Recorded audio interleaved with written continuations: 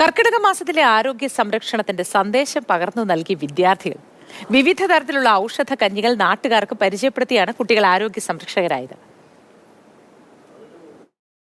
നല്ല ആരോഗ്യത്തിന് ഔഷധക്കഞ്ഞി കുടിക്കുന്നത് ആരോഗ്യത്തിന് നല്ലതാണ്. മഞ്ഞൾ, ജീരകം, ഉലുവ, ചുക്ക് മുതലായവ ചേർന്നതാണ് ഔഷധക്കഞ്ഞി.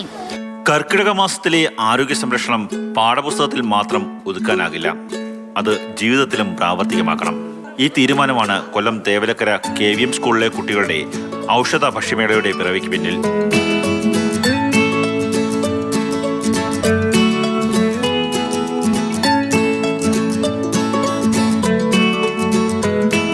ഗുണമേന്മയില്ലാത്ത കൊഴുപ്പുകൾ കൂടുതലടങ്ങിയ ഫാസ്റ്റ് ഫുഡ് ആരോഗ്യത്തിന് ഹാനികരമാണെന്ന പാഠം ഈ വിദ്യാർത്ഥികളുടെ മനസ്സിൽ തറഞ്ഞു തുടങ്ങിയിട്ട് നാളുകൾ ഏറെയായി. ആ അറിവിലൂടെയാണ് ഫാസ്റ്റ് ഫുഡിനെ ജീവിതശൈലിയിൽ നിന്ന് ഓടിച്ച് ഇവർ ആയുർവേദത്തെ ജീവിതത്തിന്റെ ഭാഗമാക്കിയത്.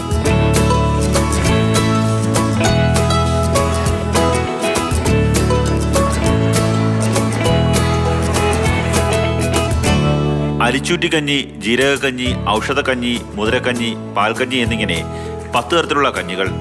അവയെല്ലാം തയ്യാറാക്കി സ്കൂളിൽ കുട്ടികൾക്കും കുടുംബശ്രീ പ്രവർത്തകർക്കും അധ്യാപകർക്കും രക്ഷിതാക്കൾക്കുമായി വിളമ്പി.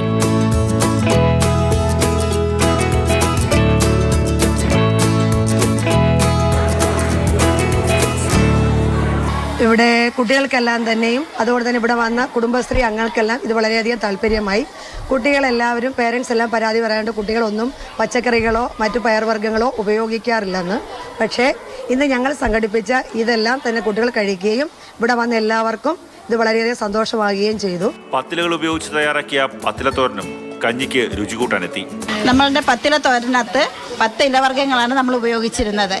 പത്തയില, ചേമ്പില, ചുമന്നില, ചുമന്ന ചീര, പച്ചച്ചീര, തഴുതാമ, കുടങ്ങൽ, സൗഹൃദച്ചീര, പുന്നാങ്കണി ചീര, കുമ്പളയില, മത്തയില, പയറില, ഗോവയില എന്നിവയാണ് ചേർത്താണ് നമ്മൾ ഔഷധ ഗുണമായ പത്തിലത്തോരൻ ഉണ്ടാക്കിയിരിക്കുന്നത്. ചിരട്ട തവിയാൽ കോരിയെടുത്ത് മൺചട്ടിയിൽ നിറച്ച കഞ്ഞികൾ പഴമയുടെ രുചി പാരമ്പര്യം വിളിച്ചോതി. പ്ലാവില കൊണ്ട് തയ്യാറാക്കിയ സ്പൂണുകൾ ഉപയോഗിച്ച് കുട്ടികൾ കഞ്ഞി കോരിക്കുടിക്കുമ്പോൾ പഴയ രുചിയുടെ അറിവിനൊപ്പം ആയുർവേദ പാരമ്പര്യം കൂടി മനസ്സിലാക്കിയായിരുന്നു അവർ.